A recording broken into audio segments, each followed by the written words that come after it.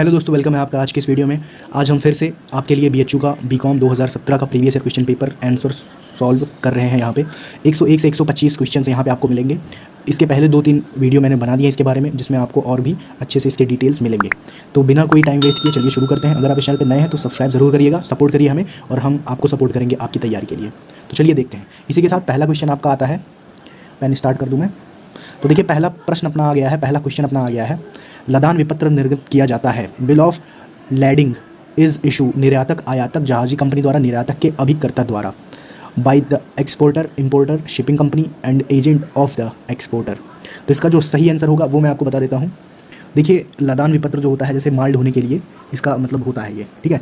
तो यही इसमें बिल्स दिया जाता है, जैसे बिल्टी होता है। अगर आपके यहाँ दुकान है, जो बिज़नेस करते हैं, अगर आप जानते होंगे तो उनके यहाँ बिल्टी आता है, तो उसमें माल्स लिखे होते हैं, कितना उनका गुड्स आया है, ये सब लिखा होता है, कौन सा ट्रांसपोर्ट है ये लिखा होता है। तो इसका जो सही आंसर है वो है सी, यानी कि जहाज कंपनी द्वारा। मैं इसका कलर चेंज कर दूँ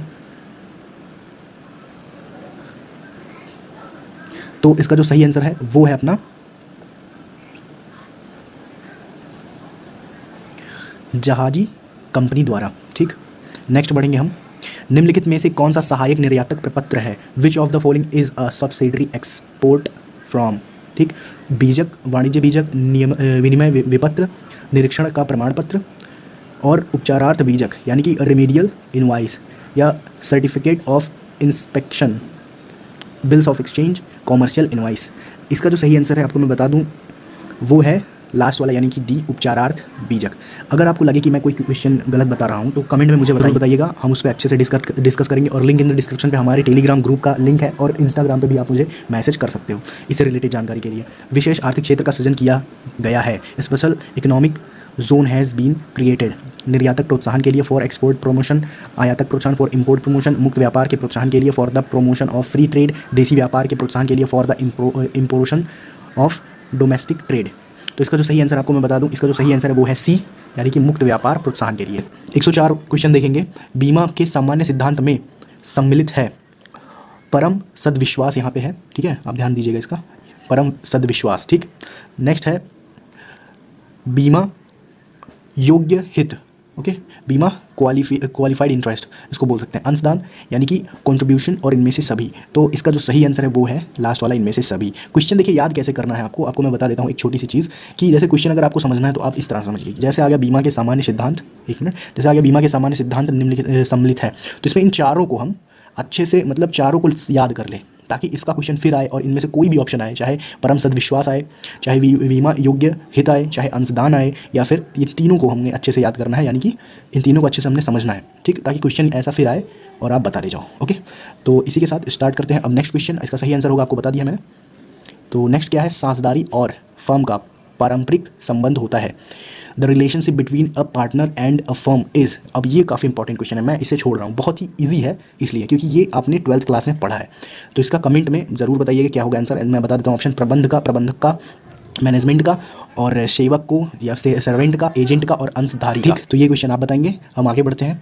निम्न में से कौन सा नियंत्रण प्रक्रिया का हिस्सा है? Which of the following is a part of the control processes. तो मानक संस्थापन यानी स्टैंडर्ड सेटिंग, विकल्पों को ढूंढना, खोज करना, फाइंडिंग करना, रिसर्च ऑफ अल्टरनेटिव्स, समस्याओं से अवगत होना, अवेयर ऑफ द प्रॉब्लम्स, कार्य विभाजन, डिवीजन ऑफ वर्क। बहुत ही अच्छा क्वेश्चन है, ये मैनेजमेंट से है, ठीक। बोला है निम्न में से कौन सा नियंत्रण प्रक्रिया का हिस्सा है। इसके बहुत सारे क्वेश्चन आते हैं अगर मैं ध्यान दूँ तो इसमें बोला है following of the parts control processes, कौन सा है इसमें से? मानक संस्थापक या विकल्पों को ढूंढना, खोजना, समस्याओं से अवगत होना या कार्य विभाजन। तो इसका जो सही आंसर में आपका सही आंसर है ए, यानी कि मानक स्टैंडर्ड सेटिंग होना चाहिए, ठीक। ये इसका सही आंसर होगा। नेक्स्ट हम बढ़ेंगे। निम्नलिखित में से कौन नियोजन एवं नियंत्रण दोनों से संबंधित है? Which of the following is related to the both planning and controlling. अब देखिए इसमें क्या पूछ रहा है कि इसमें ऑप्शन दिया है उदाहरण, अब इन दोनों को संबंधित करता है। संबंधित कौन है? नियोजन यानी कि प्लानिंग एंड कंट्रोलिंग का कौन सा ऐसा ऑप्शन है जो इन दोनों से संबंधित है? उदाहरण मुझे लगता है नियोजन नियंत्रण में शायद नियंत्रण देते समय नहीं होता होगा। अवलोकन यानी कि ऑब्जर्वेशन भी दोनों में नहीं होगा। अंकेक्षण हो सकता है, बट मुझे लगता है कि नियोजन जो है उसमें अंकेक्षण की कोई आवश्यकता उस तरह से नहीं होती है, ठीक है, या नियंत्रण में। तो बचता है बजट। नियोजन में बजट जरूरी है क्योंकि किस तरह से हम काम करते हैं उसका बजट, और नियंत्रण में बजट इसलिए जरूरी है क्योंकि नियंत्रण हम रखेंगे और उसी हिसाब से हम आगे बढ़ते हैं अपने प्लानिंग करने के हिसाब से, ठीक, कितने लोगों को क्या करना है, एक मैनेजमेंट है, उसी के हिसाब से हम आगे बढ़ते हैं। तो इसका जो सही आंसर है वो है बजट। ठीक है, हम आगे बढ़ेंगे। अब फ्योल ने प्रशासनिक कार्यों को कितने भागों में बांटा था? Into how many parts did Fayol divided the administrative works. बहुत इंपॉर्टेंट क्वेश्चन है, ये भी आपका बीकॉम में मिलेगा। अगर आप यूपी बोर्ड से या फिर पढ़ते हो तो शायद ये 12th क्लास में आपको ना मिले शायद, बट मुझे जहाँ तक लगता है ये बीकॉम का क्वेश्चन आ गया है फर्स्ट ईयर का। सी यानी कि 7 बताएं। नेक्स्ट बढ़ेंगे, मानसिक क्रांति की अवधारणा किसने दी थी? अब ये बहुत ही खूबसूरत क्वेश्चन है। Give the concept of the mental revolution. इसका मानसिक क्रांति है वो FW टेलर ने दिए हैं। ओके, और यही इसमें कई सारे मतलब कि मत हैं, उसको हम बाद में समझेंगे, फिलहाल हम आगे बढ़ते हैं। और अगर आप यहाँ तक पहुँच गए हो तो सब्सक्राइब जरूर कर दीजिए क्योंकि आपको बहुत ही अच्छे कंटेंट यहाँ पे मिलेंगे और आप अच्छे से अपना प्रिपरेशन कर पाओगे। तो नेक्स्ट क्वेश्चन पे बढ़ते हैं। निम्न में से कौन नियोजन का एक तत्व नहीं है? बहुत ही खूबसूरत question. Which of the following is not element of planning? सिद्धांत, थ्योरी, उद्देश्य, पर्पस और नीति, पॉलिसी, रणनीति। बहुत ही खूबसूरत है ये, समझते हैं इसको ध्यान से। देखिए क्या कह रहा है, नियोजन यानी कि प्लानिंग, नियोजन यानी कि प्लानिंग। प्लानिंग में क्या एक तत्व नहीं है इन सब में से? देखिए उद्देश्य तो होता है, ठीक, उद्देश्य तो कंफर्म है कि होता है, और देखते हैं इसका सिद्धांत का मुझे नहीं पता। नीति रणनीति भी बनाते हैं, नीति भी बनाते हैं। मुझे जहाँ तक लगता है सिद्धांत इसका सही आंसर होगा, और अगर आपको लगता है कि मैं गलत बोल रहा हूँ तो प्लीज़ मुझे मैसेज करिए या तो आप ग्रुप में बता सकते हैं। इसका जो सही आंसर होगा वो है सिद्धांत। ठीक, नेक्स्ट बढ़ेंगे। बोल रहा है कि एक योजना को परिमाणात्मक संदर्भ में प्रकट अगर किया जाता है तो वह किस नाम से इसे जाना जाएगा? जैसे मैं अगर प्लानिंग करता हूँ उसको मैं अगर बता दूँ कि हाँ ये इस तरह से है, ठीक, तो इसको हम क्या कह सकते हैं? इसका सही आंसर क्या हो सकता है? इसमें से प्रोसेस हो सकता है या ऑब्जेक्टिव हो सकता है या नीति हो सकता है। तो आप बताइए इसमें से क्या लगता है कि क्या हो सकता है? फिलहाल आप सोच लीजिए, बट मैं आंसर इसका बताता हूँ, वो बजट होता है क्योंकि हम जानते हैं कि ये इस हिसाब से हमने ये करना है, बिजनेस बढ़ाना है, फिर इस हिसाब से इतना हिसाब से ये लगेगा, तो उसको हम समझते हैं और वही बजट हो जाता है। ठीक है, प्लानिंग करना है तो बजट देखना पड़ेगा। नेक्स्ट बढ़ते हैं।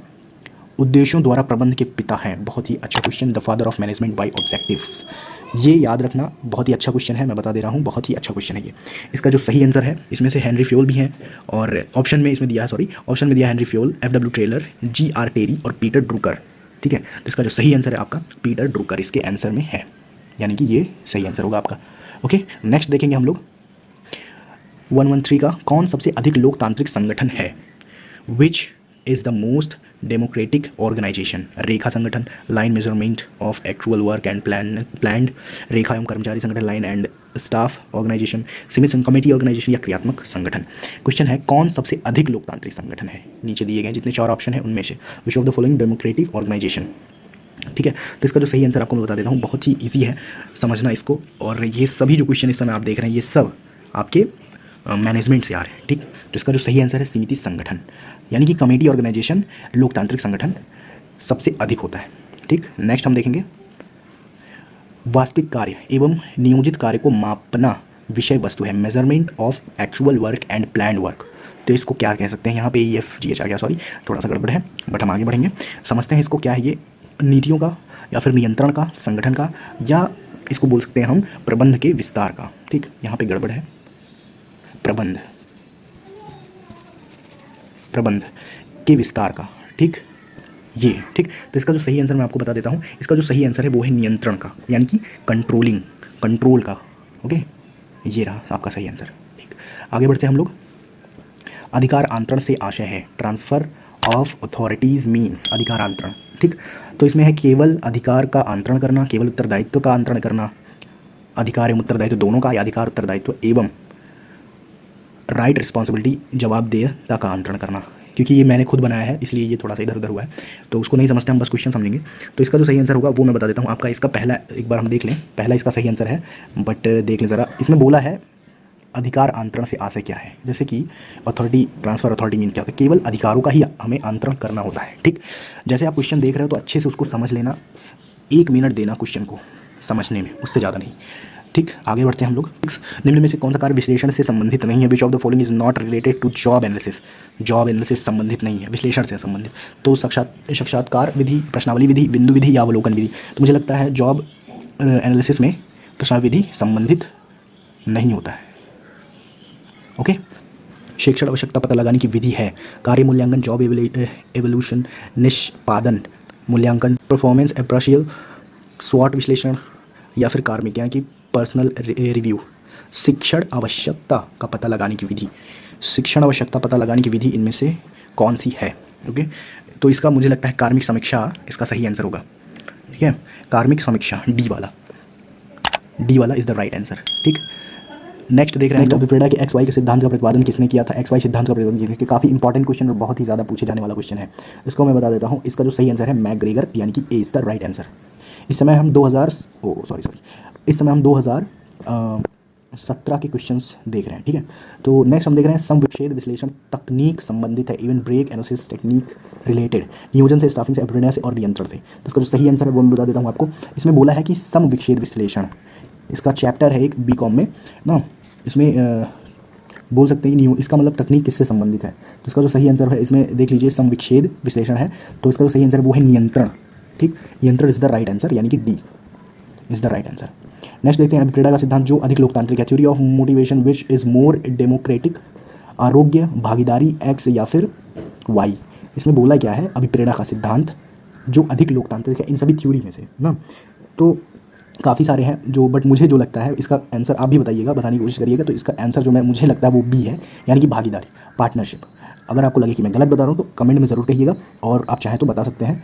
तो नेक्स्ट क्वेश्चन पे बढ़ते हैं। निम्न में से कौन वित्तीय बाजार का भाग नहीं है? Which of the following is not a part of financial market? Wow, बहुत ही अच्छा क्वेश्चन। वित्तीय बाजार का भाग नहीं है, क्वेश्चन बहुत ही दमदार है। पूंजी बाजार, वस्तु बाजार, मुद्रा बाजार या बाजार। ठीक, इसमें क्वेश्चन देखिए क्या बोल रहा है कि वित्तीय बाजार का भाग नहीं है, 1 to 1 का है ये, और इसका जो सही आंसर मुझे लगता है वित्तीय बाजार का भाग नहीं है, तो इसका सही आंसर हो सकता है वस्तु बाजार ना। बाकी वित्तीय बाजार में शायद पूंजी बाजार और मुद्रा बाजार आते हैं। ठीक, तो मुझे लगता है कि वस्तु बाजार is the right answer. Okay, next देखते हैं निम्न में कौन सा स्कंद विपरीत में सट्टेबाज नहीं है? बहुत ही अच्छा क्वेश्चन है। स्कंद विपरीत यानी कि मैं बता दूं, इसका इंग्लिश भी नहीं लिखा है इस यहाँ पे, तो इसका मतलब होता है स्टॉक मार्केट, स्टॉक मार्केट। ठीक, स्टॉक मार्केट हम समझ सकते हैं स्कंद विपरीत का। तो इसमें दिया है दलाल, bull, bear, stag. What is the right answer? तो इसका सही आंसर है इनमें से जो स्कंद विपरीत उसका सट्टेबाज नहीं है, दलाल। सबसे ज़्यादा लगने वाला क्वेश्चन, सबको लगता है कि हाँ यही सही है, बट असल में ये सही नहीं है, सट्टेबाज नहीं होते हैं ये।